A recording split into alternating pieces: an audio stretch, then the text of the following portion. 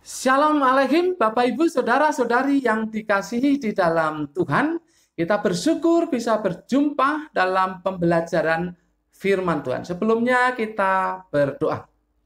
Bapa, dalam nama Tuhan Yesus, terima kasih untuk waktu ini. Kami akan belajar firman-Mu.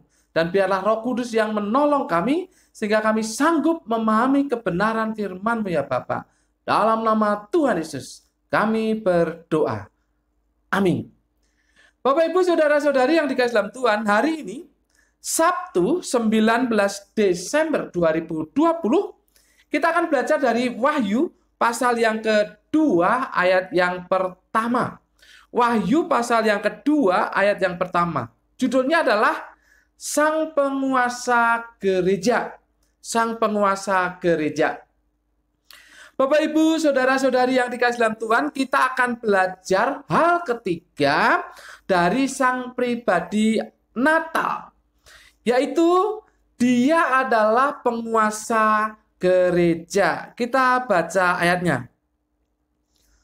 Tuliskanlah kepada malaikat jemaat di Efesus.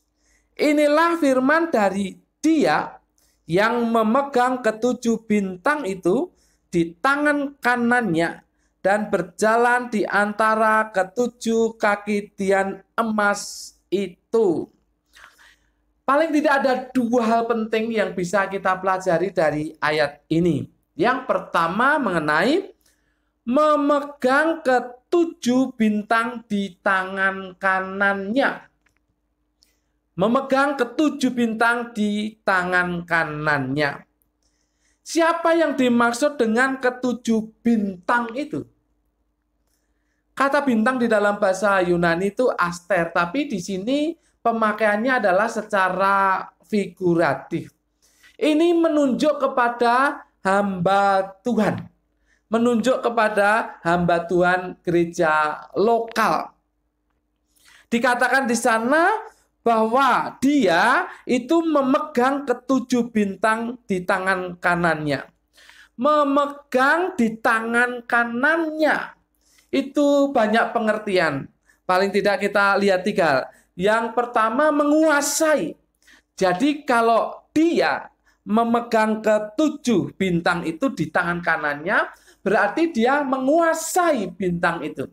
Menguasai ketujuh bintang itu. Kemudian yang kedua melindungi.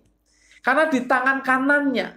Tangan kanan ini ya salah satu pengertian itu kekuatan ya. Kalau di tangan kanan dia, berarti dia yang melindungi bintang itu. Yang ketiga, menjadi alatnya.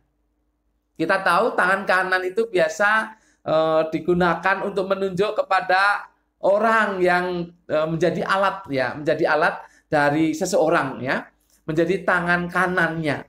Ini dengan tangan kanannya dia memegang bintang itu menunjukkan bahwa bintang-bintang itu akan menjadi alatnya. Intinya adalah keberadaan hamba Tuhan di sebuah gereja itu ada di tangan Yesus Kristus.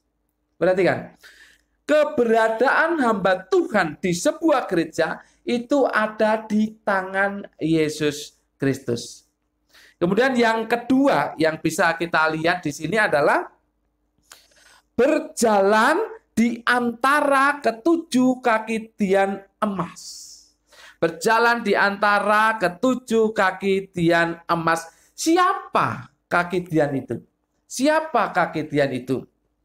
Bapak Ibu Saudara-saudari yang dikasihi dalam Tuhan, yang dimaksud dengan kaki tian, lukninya itu kan tempat lampu ya, kaki tian itu tempat lampu. Jadi kalau di Israel itu ya ada kaki tian. Ya kita mengenal dengan istilah menorah itu sama aja. Kaki tian, menorah itu sama aja. Ya, tempat lampu, tempat lampu. Nah, pemakaian di sini adalah pemakaian secara figuratif. Artinya adalah jemaat atau gereja. Perhatikan ini. Kaki tian itu artinya jemaat atau gereja. Karena di gereja, di jemaat itu ada terang ya kan? Ada terang. Ya, ada terang. Dan terang itu adalah Injil Yesus Kristus. Jadi di gereja lah Injil Yesus Kristus itu ada. Benar enggak? Kan begitu. Di gereja lah Injil Yesus Kristus ada, tidak ada di tempat lain. Tidak ada di organisasi sepak bola, tidak ada di sana Injil Yesus Kristus. Yang ada di gereja. Jadi kaki Dian. Jadi yang menopang Injil Yesus Kristus itu gereja itu.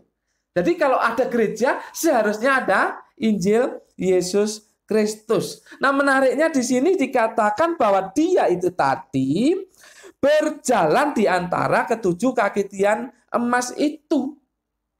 Berarti tidak ada di jemaat Efesus ya. Ini kan konteksnya jemaat Efesus. Tetapi di jemaat yang lain jumlahnya 7 gereja. Dia itu berjalan di antara jemaat-jemaat yang ada ini. Bapak, Ibu, Saudara-saudari yang dikasihi di dalam Tuhan. Artinya apa? Bukan hanya diam bersama. Jadi dia itu bukan hanya diam bersama. Tetapi berjalan. Tetapi berjalan berarti ada aktivitas. Berjalan untuk apa? Berjalan untuk memancarkan Injil tadi. Berjalan untuk memancarkan terang tadi. Itulah dia yang disebut di sini. Dia berjalan di antara ketujuh kaki tiang emas itu. Jadi tidak pasif keberadaan Yesus Kristus, tetapi aktif. Ya, intinya gereja atau jemaat menjadi hidup, bisa menjadi saksi, bisa memancarkan terang yang ada itu kalau ada Yesus Kristus. Artinya Yesus Kristus di situ memberi kehidupan, memberi aktivitas bagi gereja, bagi jemaat Tuhan untuk memancarkan terang itu. Makanya dikatakan di sana bahwa dia berjalan di antara ketujuh kaki tiang emas itu. Jadi ada aktivitas karena ada Yesus di dalam jemaat, Yesus di dalam gereja. Gereja di sini tentu bukan organisasi, tapi gereja secara organisme, yaitu gereja yang hidup, yaitu orang-orang percaya. Bapak, Ibu, Saudara-saudari yang dikasihi dalam Tuhan, kalau kita sudah tahu bahwa Yesus Kristus, Sang Pribadi Natal itu adalah penguasa gereja, apa yang bisa kita terapkan dalam kehidupan kita? Ada 2. Yang pertama berkenaan dengan keberadaan hamba Tuhan. Ini penting. Yang pertama berkenaan dengan keberadaan hamba Tuhan. Bagi hamba Tuhan itu sendiri harus menyadari bahwa posisinya adalah di dalam Tuhan. Hamba Tuhan itu sendiri harus menyadari bahwa posisinya ada di tangan Tuhan. Artinya apa? Artinya jangan bertindak seenak sendiri. Sekalipun sudah ditempatkan menjadi hamba Tuhan di sebuah gereja, tidak bisa bertindak seenak sendiri. Ya, tidak bisa bertindak seenak sendiri. Yang memberi wewenang itu adalah yang memegang dia, yaitu Yesus Kristus, Sang Pribadi Natal. Jadi apapun yang dikerjakan oleh hamba Tuhan seharusnya adalah apa yang dikehendaki oleh Yesus Kristus. Bukan dikehendaki oleh seorang jemaat yang kaya, yang berpengaruh, yang satu suku. Oh, tidak. Yang dikehendaki oleh Yesus Kristus itulah yang seharusnya dikerjakan, dilakukan oleh seorang hamba Tuhan.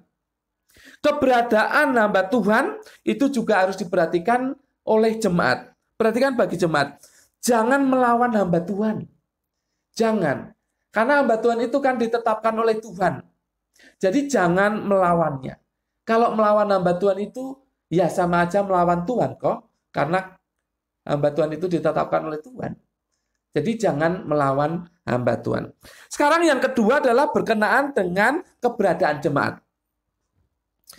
Jemaat itu harus bergerak. Harus bergerak untuk supaya ini terangnya ini nampak. Jadi tidak diam saja.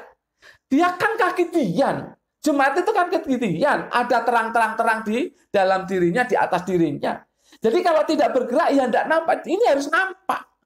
Terang itu harus nampak. Tidak dia ngublek-uwek hanya di dalam saja, tidak bisa. Dia harus bergerak supaya terang itu bisa nampak. Melalui apa? Melalui sikap hidup.